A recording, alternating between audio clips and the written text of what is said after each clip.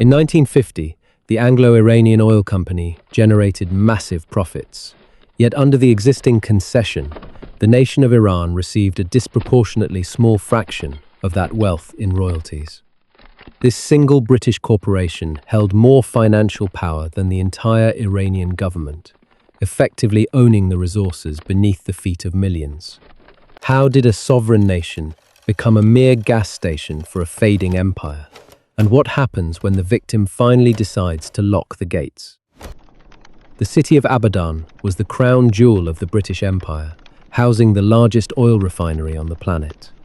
While British technicians enjoyed manicured lawns, swimming pools, and private clubs, the Iranian workers lived in shantytowns without running water or electricity. This was not just an industrial operation, it was a colonial fortress disguised as a business venture that fueled the British Royal Navy while leaving the locals in poverty.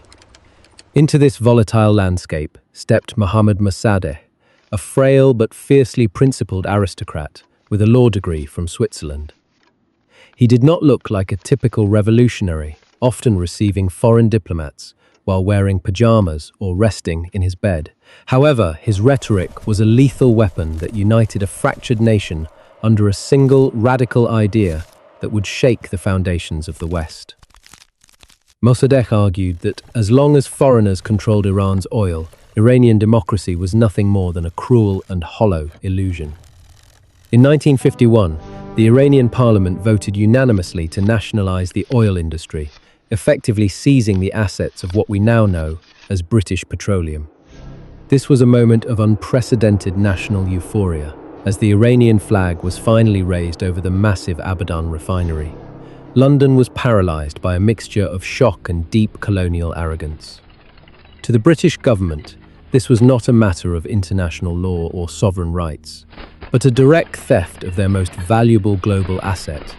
They immediately implemented a total naval blockade in the Persian Gulf, cutting off Iran's ability to export its lifeblood to the world market. The British initially prepared for their own military intervention, but President Truman strongly opposed the use of force, fearing it could spark a broader conflict. They needed a different angle, a way to frame a financial loss as a global security threat to the American way of life. They began to whisper into the ears of Washington's elite that Mossadegh was not just a nationalist, but a gateway for Soviet communism. This was the birth of a dangerous paradox where the world's leading democracy was asked to destroy a fledgling democracy to save the profits of a monopoly. The British intelligence services knew they could not win this battle through open diplomacy, so they began a sophisticated campaign of psychological warfare. They painted a picture of a collapsing Iran that would inevitably fall into the hands of the Kremlin if Mossadegh remained in power. As the Iranian economy began to bleed out under the pressure of the global blockade, secret files in London and Washington were being opened. A plan was being drafted that would change the rules of global politics and covert intervention forever. The shadow of a new kind of war was falling over Tehran, and the first agents were already crossing the border with suitcases full of cash. By late 1952, the silence at the Abadan refinery was deafening, a physical manifestation of a nation being strangled by the invisible hands of global finance. Without the oil revenue that accounted for the vast majority of the national budget, the Iranian rial collapsed, sending the price of basic goods into a violent upward spiral. The streets of Tehran, once filled with the euphoria of independence, were now haunted by the grim reality of a bankrupt state and the looming shadow of starvation. Mossadegh found himself trapped in a tightening vice, refusing to blink in the face of British intimidation while his own people began to suffer. He attempted to implement emergency austerity measures and radical land reforms, but these moves only alienated the powerful landed elite and the conservative clergy. The unity that had defined the early days of the nationalization movement was fracturing into a chaotic mosaic of competing interests and desperate, hungry citizens. Behind the scenes, the British intelligence services were busy stoking these fires, spending thousands of pounds to bribe newspaper editors and local politicians to turn the public against their leader. They did not need to win a moral argument. They only needed to create enough internal chaos to make the country appear completely ungovernable. Every organized riot and every inflammatory headline was carefully documented and sent to Washington as proof that Iran was sliding toward total anarchy. In the United States, the political winds were shifting from the cautious containment of the Truman era to the aggressive interventionism of the new Eisenhower administration. Secretary of State John Foster Dulles and his brother, CIA Director Allen Dulles, viewed the world through the uncompromising and binary lens of the Cold War. To them, Mossadegh was no longer a sovereign leader exercising legal rights, but a dangerous wildcard who might inadvertently hand the keys of the Middle East to the Soviet Union. The CIA began to monitor the growing influence of the Tudeh Party, Iran's domestic communist organization, with an almost obsessive intensity. While the Tudeh were often at odds with Mossadegh's secular nationalism, the Americans feared that a weakened government would inevitably be swallowed by these disciplined communist cadres. This fear was the perfect catalyst to transform a corporate dispute over oil profits into a high-stakes battle for the survival of the Western world. Inside the marble halls of the palace, the young Shah Mohammad Reza Pahlavi watched the escalating crisis with a mixture of terror and paralyzing indecision. He was caught between a charismatic prime minister who had stripped him of his practical power and foreign intelligence agencies who were whispering promises of absolute rule. The Shah was not a man of natural courage, and his hesitation became a critical variable in the dark equation being solved in London and Langley. The economic collapse was no longer a metaphorical threat. It was a daily reality for families who could no longer afford fuel in a country possessing some of the world's largest oil reserves. Mossadegh's refusal to compromise with the British was seen by his supporters as heroic, but his enemies labelled it as a suicidal obsession. The stage was set for a confrontation where the rules of international law would be discarded in favour of the brutal logic of regime change.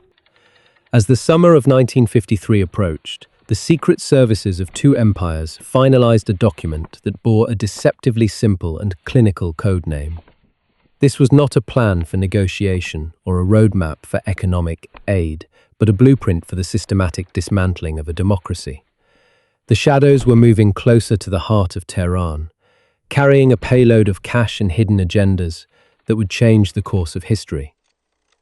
Time was running out, and the architects of the coup were waiting for the right moment to act. A single signature was all that remained to trigger an event that would profoundly destabilize the nation. The British Secret Intelligence Service, known as MI6, realized they could no longer reclaim their oil assets through traditional diplomacy or naval threats alone.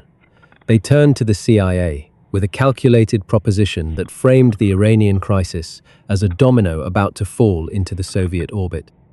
This was the moment the alliance solidified, merging British colonial expertise with American financial and technical might to protect corporate interests under the banner of anti-communism. The man chosen to orchestrate this tectonic shift was Kermit Roosevelt Jr., the grandson of President Theodore Roosevelt and a rising star in the CIA. He was not a traditional soldier, but a sophisticated operative who understood that a successful coup is not just about guns, but about the surgical manipulation of public perception. Roosevelt entered Iran under a false identity, carrying a mission that was officially denied by the very government that sent him into the heat of Tehran. The division of labor between the two intelligence agencies was precise, clinical, and devastatingly effective. MI6 provided the deep-rooted network of informants, bribed politicians, and local assets they had cultivated over decades of colonial presence in the region. Meanwhile, the CIA provided the massive funding and the geopolitical cover necessary to ensure that the fallout would be managed on the global stage. They launched a psychological operation of unprecedented scale, designed to erode Mossadegh's popularity from within his own borders. Black propaganda flooded the streets, with forged documents and fake news stories, portraying the Prime Minister as a secret communist and a direct enemy of Islam. The goal was to create a climate of fear and paranoia where the average citizen could no longer distinguish between truth and manufactured chaos.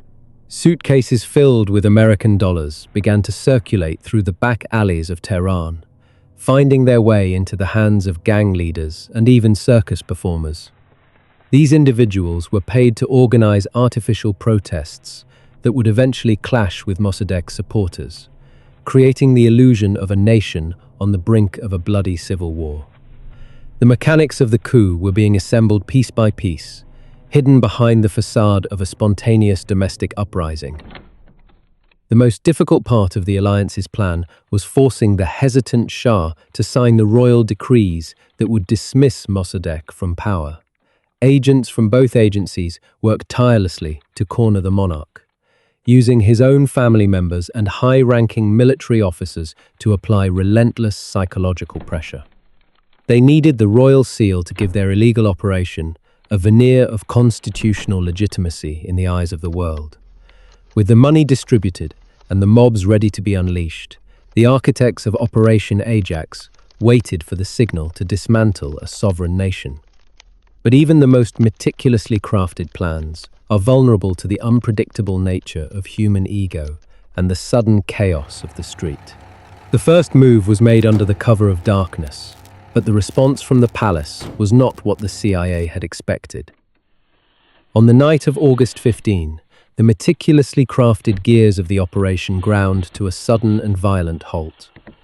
Colonel Nematollah Nasiri arrived at the Prime Minister's residence to deliver the dismissal decree, but he found himself staring into the barrels of loyalist machine guns.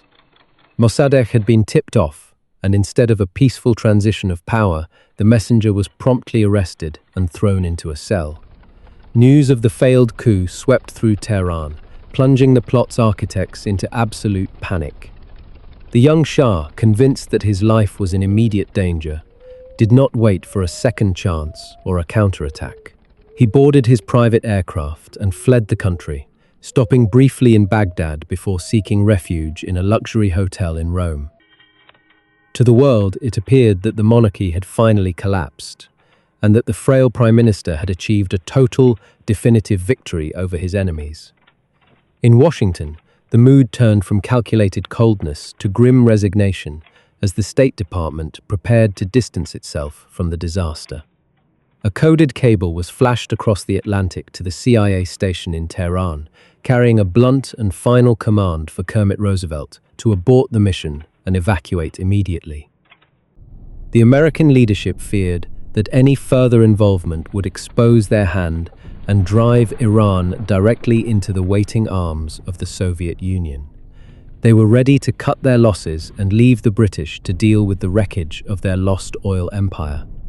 However, Kermit Roosevelt was not a man who followed orders when he believed he was on the verge of a historic, albeit bloody, breakthrough.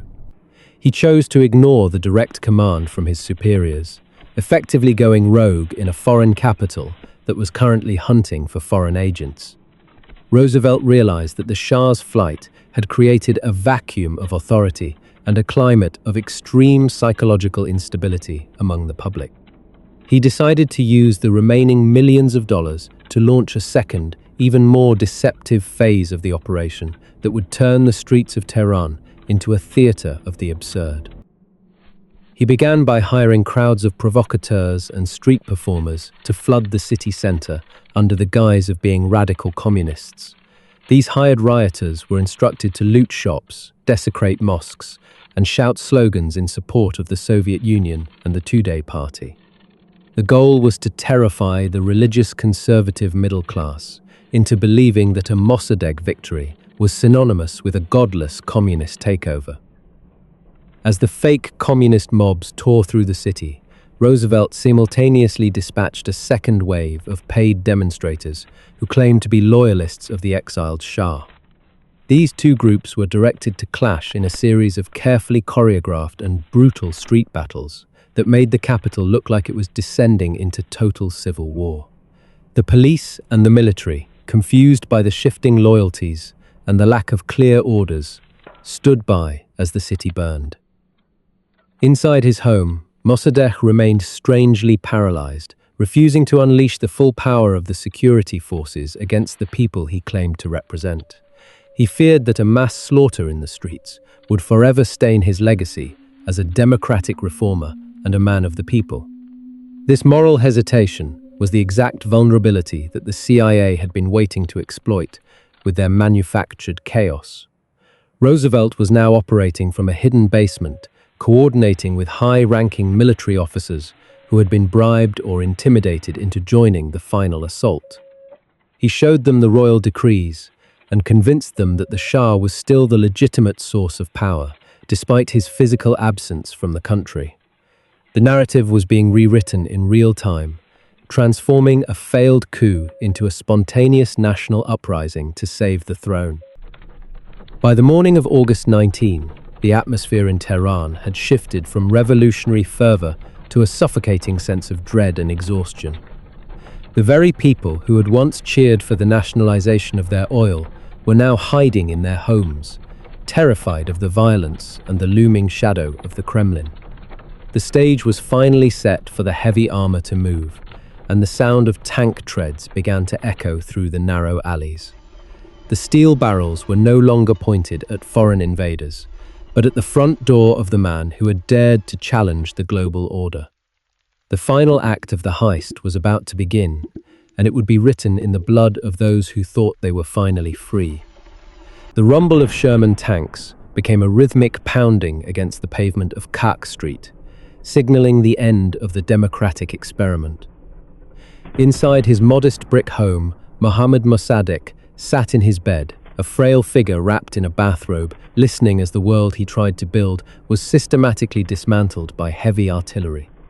The loyalist guards outside were outnumbered and outgunned, but they held their positions with a desperate, suicidal ferocity that turned the residential neighborhood into a kill zone. The air was thick with the smell of cordite and the screams of men caught in the crossfire of this geopolitical struggle. Pro-Shah military units, now fully coordinated by Kermit Roosevelt's directives, unleashed a relentless barrage of gunfire against the Prime Minister's fortified residence. This was no longer a political dispute or a legal argument about oil rights. It was a visceral, bloody struggle for the very soul of the Iranian state. High-ranking officers who had remained on the sidelines for days finally saw which way the wind was blowing and threw their weight behind the coup. They seized control of the Tehran radio station, the most powerful psychological weapon in the country, and began broadcasting a stream of pre-recorded messages. The announcers declared that Mossadegh had been stripped of his power and that the Shah's appointed successor, General Fazlollah Zahidi, was now the rightful leader of the nation. The psychological impact of these broadcasts was devastating, as they stripped away the last shreds of legitimacy from Mossadegh's crumbling administration.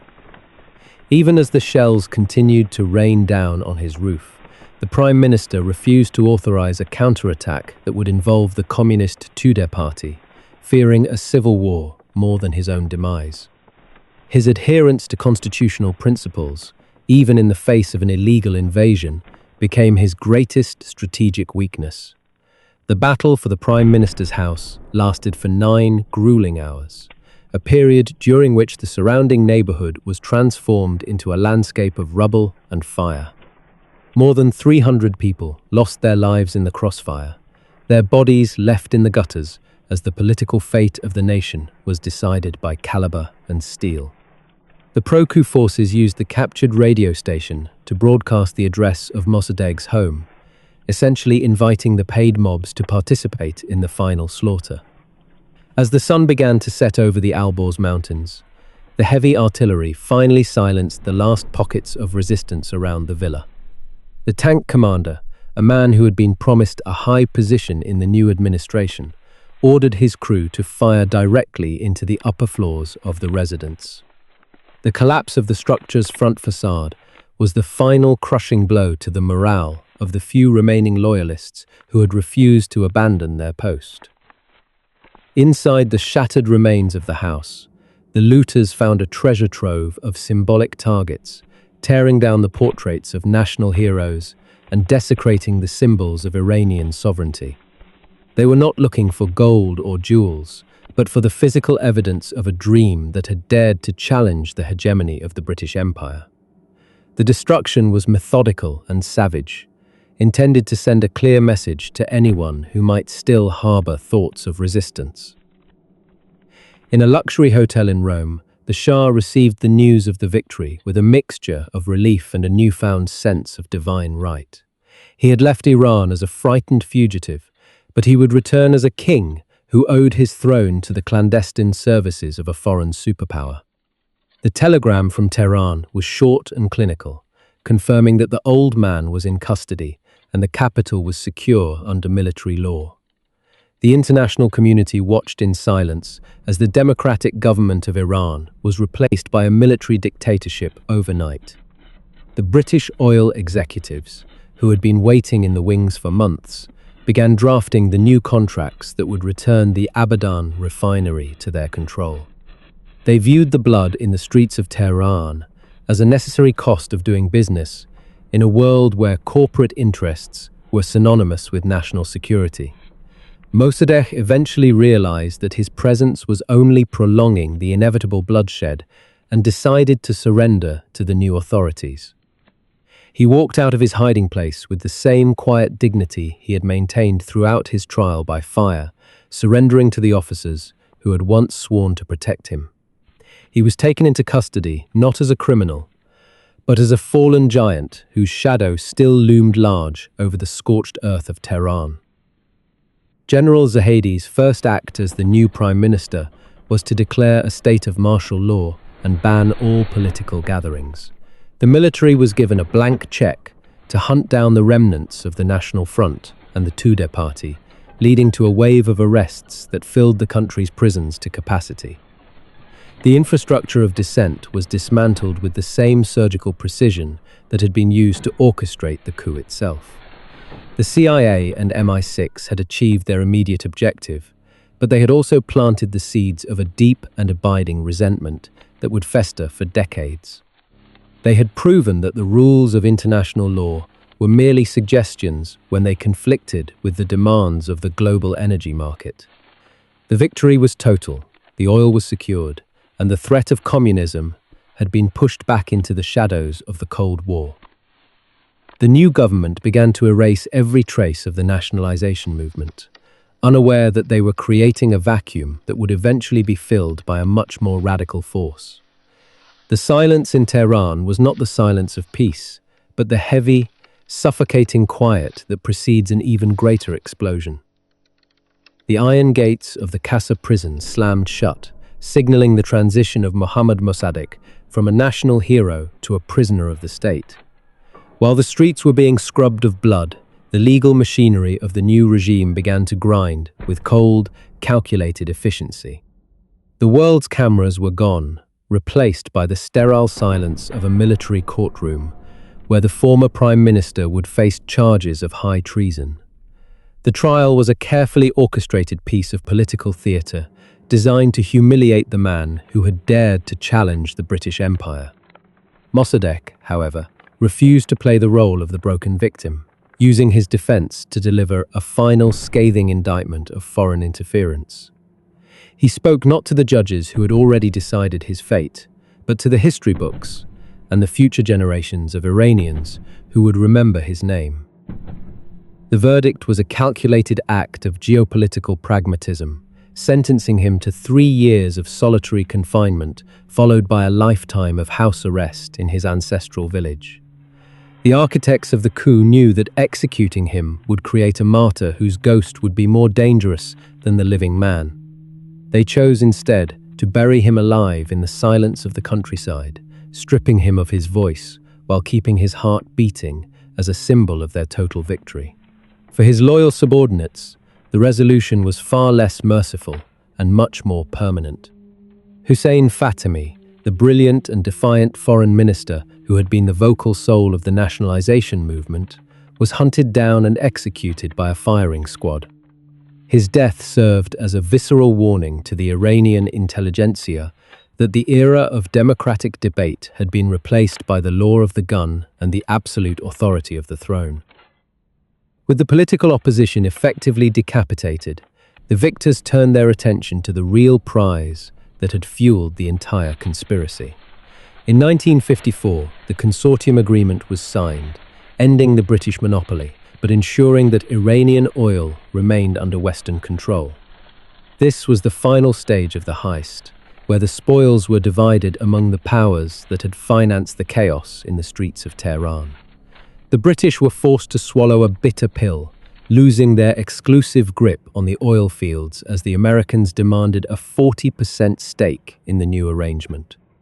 This marked the definitive end of the British century in the Middle East and the beginning of an era where Washington would dictate the flow of global energy. The Seven Sisters, a group of massive oil corporations, now held the keys to Iran's underground wealth, ensuring that the profits flowed back to Western banks. The Shah, now restored to his peacock throne, understood that his survival depended entirely on the continued approval of his foreign patrons. He transformed from a hesitant and fearful young man into a cold autocrat who viewed his own people with suspicion and disdain. To maintain the order required by the international oil markets, he established SAVAK, a secret police force that would become synonymous with terror and systemic torture. The CIA and Mossad provided the training and the technology to ensure that no voice of dissent could ever again threaten the stability of the energy supply. For the next 2 decades, Iran became a bastion of Western interests, a glittering facade of modernization built on a foundation of absolute repression.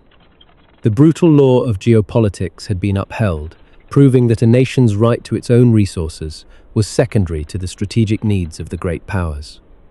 The architects in Washington and London celebrated Operation Ajax as a masterpiece of low-cost, high-impact foreign policy. They had secured the oil, crushed a potential Soviet ally, and installed a loyal proxy for a fraction of the cost of a full-scale war. In their triumph, they ignored the psychological scars they had left on the collective memory of a proud and ancient civilization that valued its dignity as much as its resources.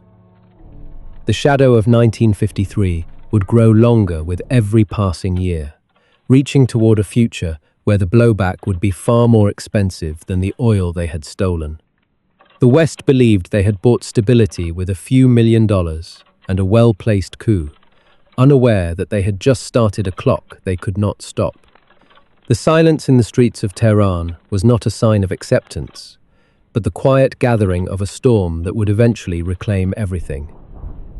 The Shah believed he had finally secured his dynasty for 1,000 years, but the seeds of his own destruction were already beginning to sprout in the dark.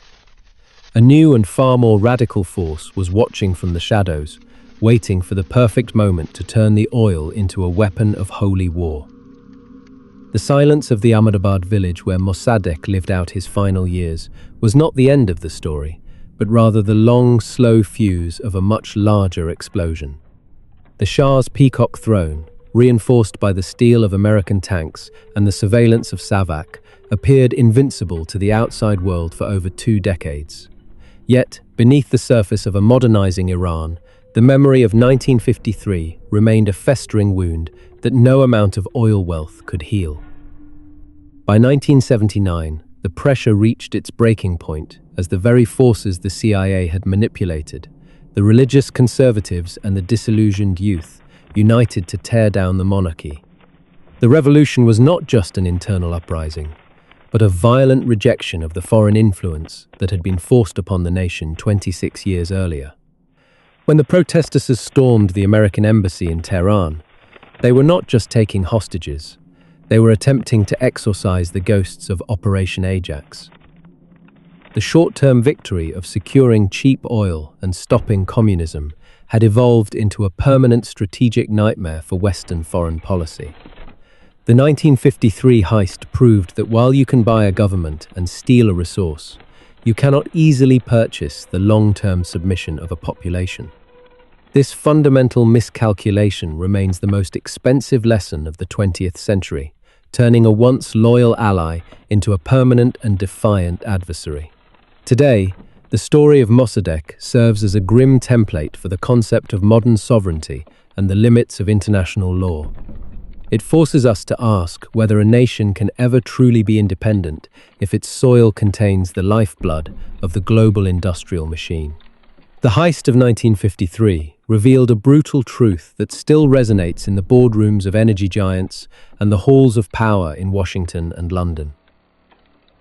Sovereignty, in the eyes of the great powers, is often viewed as a luxury that smaller nations can only afford as long as it does not disrupt the flow of vital commodities. The democratic ideals that the West champions are frequently discarded the moment they collide with the cold, hard logic of the balance sheet. This hypocrisy has left a lasting legacy of skepticism among developing nations, who see the rules-based order as a thin veil for corporate interests. The mechanics of Operation Ajax did not disappear with the end of the Cold War. They merely evolved into more sophisticated forms of economic and digital warfare. We see the same patterns repeating in the modern struggles over lithium, rare earth minerals, and data, where the prize is always control over the future's most valuable assets. The faces change and the technologies advance, but the underlying drive to secure resources at any cost remains the constant engine of history. Reflecting on the fall of Mossadegh, we are forced to confront the reality that history is rarely written by the righteous, but by those who are willing to act with the most ruthless efficiency.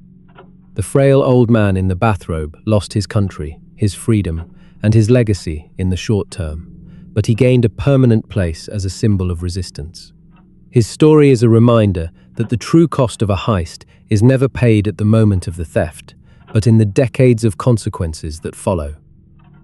The global stage remains a theater of power where the weak are often sacrificed for the stability of the strong, yet the cycle of blowback continues to prove that no victory is ever truly final.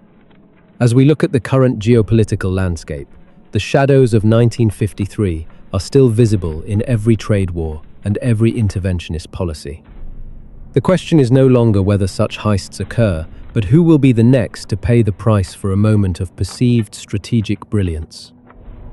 What do you think is the real price of national sovereignty in a world driven by resource scarcity? Do you believe the actions of the CIA and MI6 were a necessary evil of the Cold War, or a catastrophic moral failure that broke the world's trust?